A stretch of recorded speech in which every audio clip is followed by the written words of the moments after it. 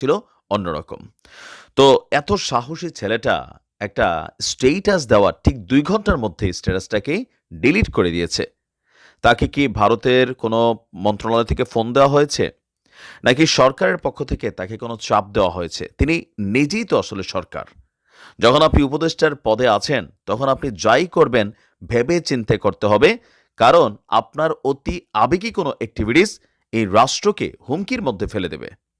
দর্শক, তারপরেও কি বলা হয় যে আপনার দুরন্তপনা বাঙালি বা কি বলা হয় যে একটা দুঃসাহসী ভূমিকা নিয়েছিল মাহফুজ। তবে তার এই স্ট্যাটাসটা ডিলিট করার পেছনের কারণ কি? যেকোনো জায়গা থেকে এটা বোঝাই যাবে যে এটাতে স্বাভাবিকভাবে ভারত কিভাবে বিষয়টাকে নিবে। ইভেন এই ঘটনার পরিপ্রেক্ষিতে ভারত যদি বাংলাদেশকে আক্রমণ করে বসে, টোটাল দায়ভারটা মাহফুজের উপর দিয়ে যাবে। কারণ তার এই বক্তব্যটা কি সরকারের নাকি তার? এখন আমরা